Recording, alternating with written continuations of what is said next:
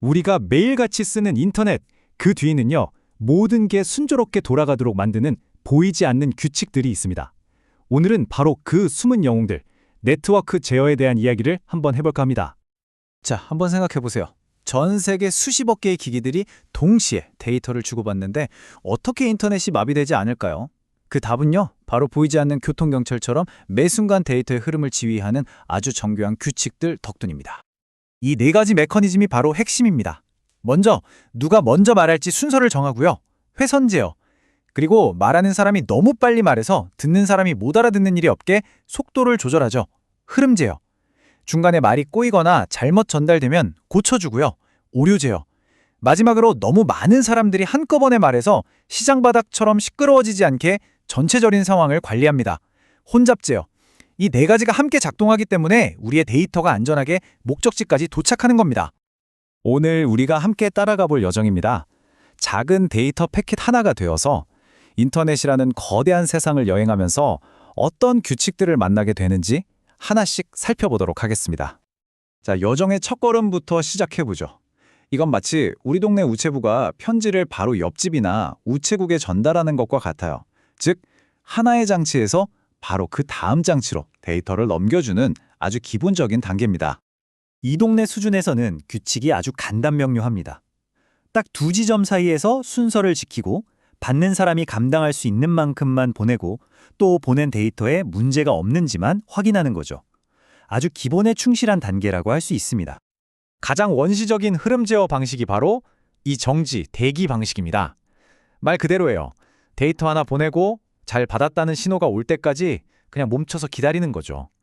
확실하긴 한데 상상만 해도 좀 답답하죠? 효율은 많이 떨어집니다. 자, 여기서 정말 흥미로운 지점이 나옵니다. 데이터에 오류가 생겼을 때 어떻게 대처하느냐인데 두 가지 전혀 다른 철학이 있어요. 한쪽은 문제가 좀 있어도 네가 알아서 고쳤어 라는 방식 FEC 있고요. 다른 한쪽은 이거 문제 있으니 그냥 새 걸로 다시 보내줘 라고 요청하는 방식 BEC입니다.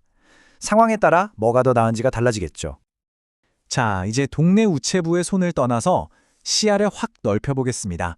이제는 데이터가 도시를 넘고 나라를 넘어 전 세계로 배송되는, 즉 데이터 여정의 시작부터 끝까지 전체를 책임지는 거대한 글로벌 배송 서비스를 들여다볼 차례입니다. 여기서는 아까처럼 하나 보내고 기다리는 답답한 방식은 쓰지 않습니다. 대신 슬라이딩 윈도우라는 아주 똑똑한 기술을 쓰는데요. 이건 일단 받을 수 있는 만큼 데이터를 쭉 보내놓고 나중에 한꺼번에 확인하는 방식이에요. 데이터가 멈춤없이 계속 흐를 수 있게 되니까 효율이 엄청나게 올라가죠. 그러면 한 번에 얼마나 많이 보낼 수 있을까요? 바로 이 공식의 답이 있습니다. 여기서 RWND는 받는 사람의 처리 능력, 그러니까 수신자의 소화 능력이라고 생각하시면 되고요. CWND는 데이터가 지나가는 네트워크 자체의 상태, 즉 도로의 교통 상황이라고 볼 수 있습니다. 결국 둘 중에 더 작은 값에 맞춰서 보낼 수 있는 데이터의 양이 결정되는 거예요. 아무리 수신자가 많이 받을 수 있어도 길이 꽉 막혀 있으면 소용없고 길이 뻥 뚫려 있어도 수신자가 못 받으면 소용없으니까요. 바로 이 지점에서 많은 분들이 헷갈려하는 아주 중요한 차이점이 등장합니다. 데이트 세상의 교통체증이라고 해서 다 같은 교통체증이 아니거든요. 이 그림을 보시면 차이가 확 와닿으실 겁니다. 흐름 제어는요, 딱 두 사람 사이의 문제입니다. 제가 너무 빨리 말해서 여러분이 못 알아듣지 않게 속도를 조절하는 거예요. 반면에 혼잡 제어는 저뿐만 아니라 수많은 사람들이 동시에 말을 해서 아예 대화 자체가 불가능해지는 상황, 즉 네트워크 전체가 마비되는 걸 막는 겁니다. 1대1의 문제냐, 다수의 문제냐, 이게 핵심적인 차이죠. 그렇다면 그 거대한 네트워크 전체의 교통체증, 즉 혼잡은 어떻게 관리할까요? 그 해법은 바로 데이터를 보내는 쪽, 송신자에게 숨어 있습니다. 바로 TCP라는 프로토콜 안에 그 전략이 들어있고 이건 시간이 지나면서 계속해서 더 똑똑하게 진화해 왔습니다. TCP가 교통정리를 하는 방식은 크게 이 네 가지 전략으로 나뉩니다. 처음엔 도로 상황을 모르니까 조심스럽게 출발하고 느린 시작. 길이 괜찮다 싶으면 서서히 속도를 올립니다. 혼잡 회피. 그러다 뭔가 문제가 생긴 것 같으면 바로 대처하고 빠른 재전송. 상황이 해결되면 최대한 빨리 원래 속도로 돌아오는 빠른 회복. 아주 지능적인 운전자라고 할 수 있죠. 보시는 것처럼 TCP는 그냥 가만히 있었던 게 아닙니다. 처음엔 좀 무식한 방법으로 시작했지만 계속해서 더 효율적이고 더 똑똑한 방식으로 발전해 온 거죠. 타호에서 리노, 그리고 뉴리노로 이어지는 이 과정 자체가 바로 인터넷이 점점 더 빨라지고 안정적으로 변해온 역사라고 할 수 있습니다. 맨 처음 나온 TCP-타워는 좀 겁이 많은 운전자 같았어요. 작은 문제만 생겨도 일단 급브레이크를 밟고 차를 세운 다음에 처음부터 아주 천천히 다시 출발했거든요. 안전하긴 하지만 속도가 너무 느리게 회복된다는 단점이 있었죠. 그런데 그 다음에 나온 TCP 리노가 정말 판도를 바꾼 아이디어를 내놓습니다. 그건 바로 사소한 문제에는 급브레이크를 밟지 말고 그냥 가속 페달에서 발만 살짝 떼었다가 다시 밟자는 거였죠. 이게 무슨 말이냐면요. 데이터 몇 개가 사라졌다고 해서 속도를 완전히 1까지 줄이는 게 아니라 딱 절반만 줄인다는 겁니다. 그리고 나서 다시 속도를 올리니까 회복이 훨씬 빨라지는 거죠.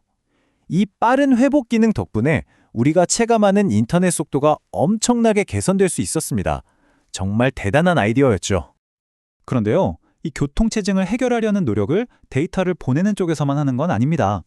데이터가 지나가는 길목, 즉 교차로 역할을 하는 라우터들도 아주 중요한 역할을 합니다. 라우터는 들어오는 데이터를 줄 세워서 차례대로 처리하는데요. 예전에는 줄이 꽉 차면 무조건 맨 뒤에 오는 데이터를 버렸어요. 테일 드롭. 하지만 요즘 라우터들은 더 똑똑합니다.